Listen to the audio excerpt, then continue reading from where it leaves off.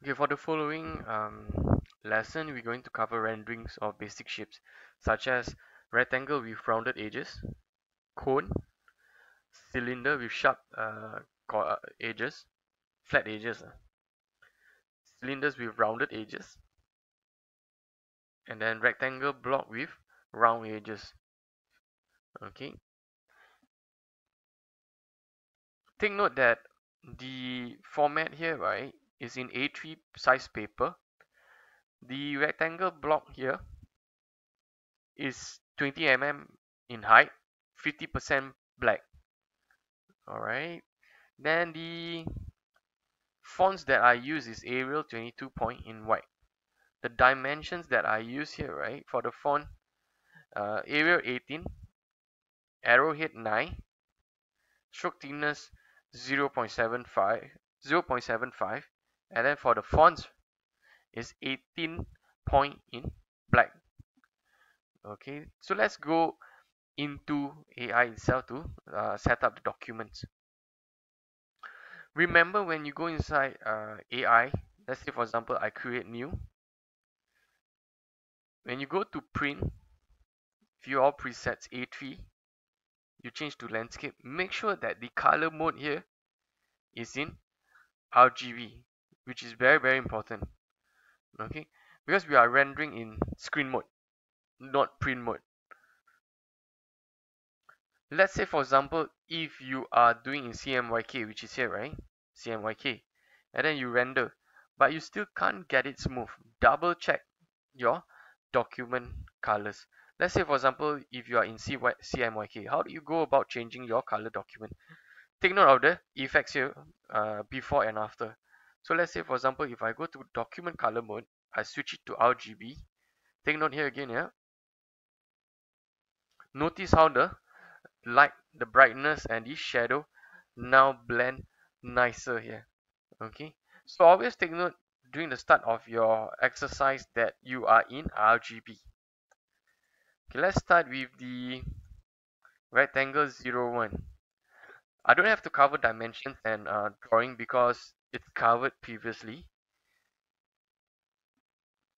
Let me go to my layers. Okay,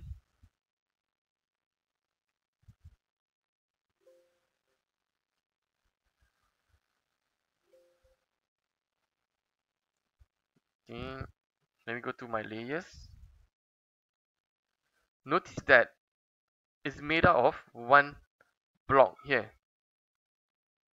Okay, all these colors inside is practically just gradient. How do you get your gradients, right? Is this tool here. If you can't find gradient, go to your Windows. Gradient should be there. Control F9. So let's say for example, if you want to edit any of your gradient components here. Okay, let me just select one for you to see. I want to edit the gradient. Okay, however, my gradient toolbar is just too short for me to edit anything. I can always pull it out, drag it slightly longer. Okay. Those of you who can't see the option, you can always right click here, left click here, show options. That's the radial and the linear. We need to use the linear mode. Let me just show you an example. Let's say for example, you were to start out with, okay, you was to start out with a flat gray color. You can always use eyedropper from the images. Let's say for example, you have a gradient. How do you edit this gradient here? Right now here, right, is under color mode. You must switch to the gradient mode. Okay, the next thing from here itself, you can tweak the gradient. Remember what was taught during the Photoshop exercise?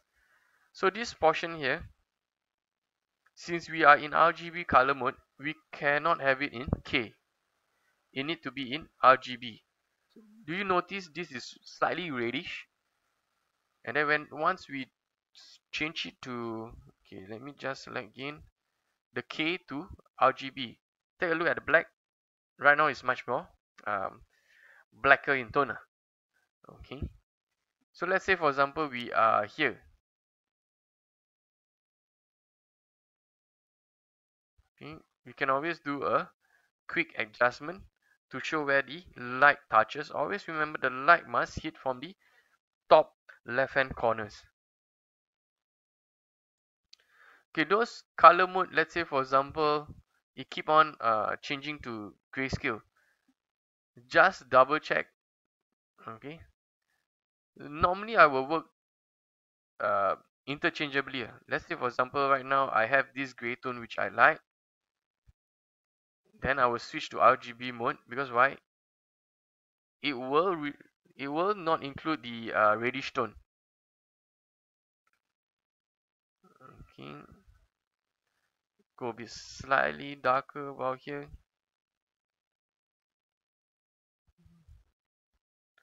If it's too sharp, you can always adjust.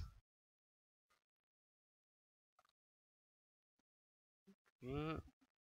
This portion here, I will just add slightly more. To copy the gradient point, just press alternate and then just drop it. Okay, slightly darker.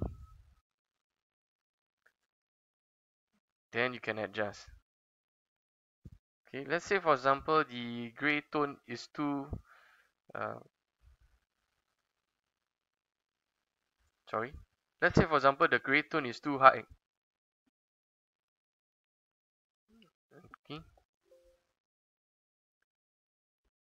you can always double check. Let's say for example under gray tone, what's your color palette or what, right?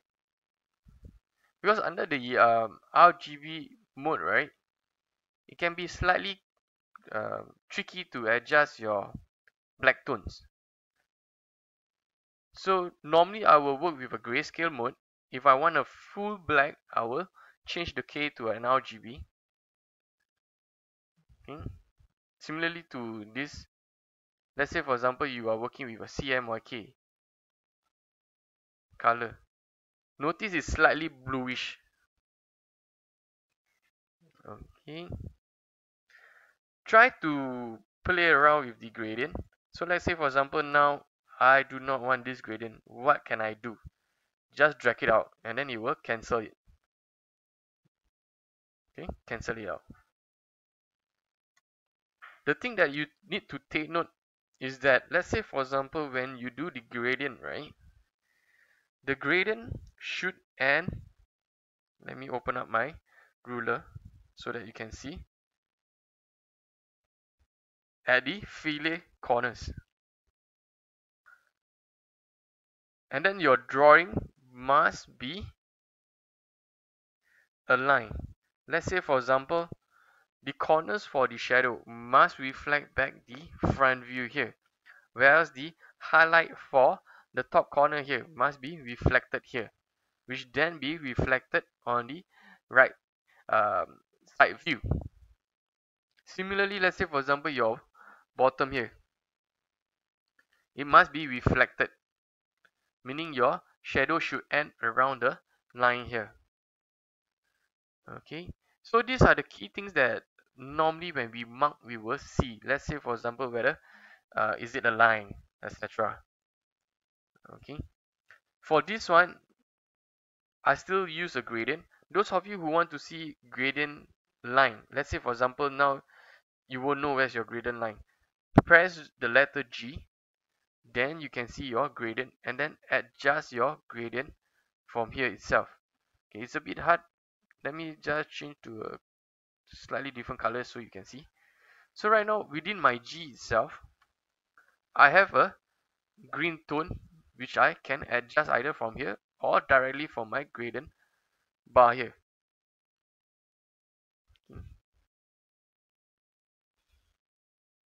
Again, to get that again to get that gradient toolbar, you just press G.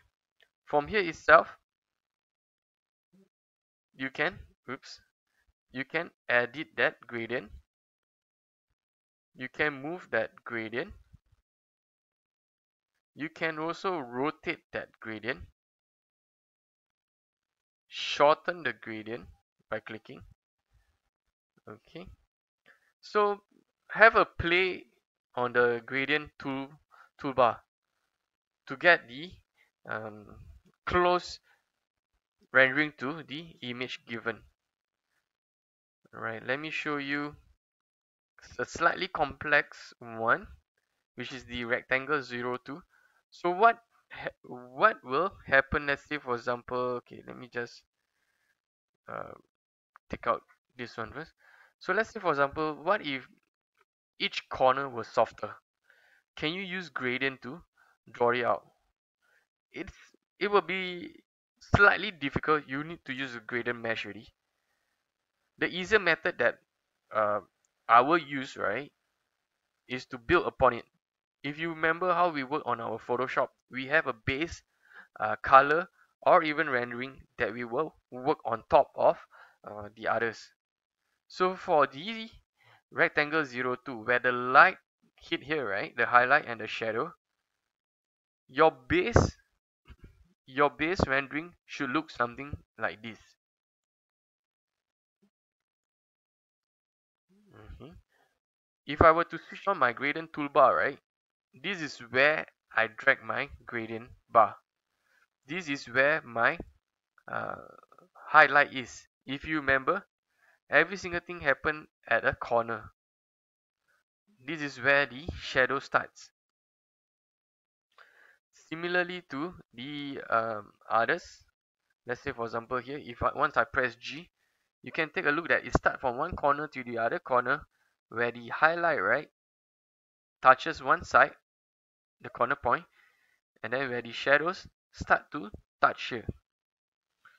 So this is my basic one. Let's say for example, if you want my color code, the first one is a K8, the second one is a K94. Alright, you can straight away change to RGB if you want to. Then the other um, tool on top of it, how do I get this? Okay, under appearance you can see that I use a feather. Let me see what feather did I use. I use a 28.35 feather.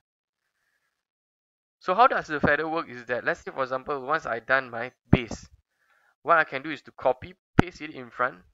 Let me just drag it out so that you can see. I take an eyedropper of the image, so-called color from the image reference itself. In order to put the feathers, I need to go to Effect, Stylize, Feather. So just now the feather is about 28. Let's say for example now if I do 28, I will get the same effect here. Okay, it's the same thing here. I use a feather 28 again and a feather 28. There is a difference. Let's say for example if I put here, right, this is a feather mode. Let me just delete all. Let me just put this back guy. So yeah, let me just put this guy back inside again. Always remember to have your smart guide on. Shortcut button is control U, copy paste. Let me just show you. Let's say for example, if you do not want or you think you have the wrong feather, you can always double click the feather, adjust the feather more. Let's say for example I want 40. Notice the difference. If I do not want the feather out or any other effects, I can always trash it. So now I want to show you the difference between a feather and a Gaussian blur. Both works on the same principle. Let's say for example the next one I choose a blur. Let me take a Gaussian blur. Let me just preview it. Okay, it's too small. Okay. Notice that, let's say for example, once I put inside, Gaussian blur will always blur it without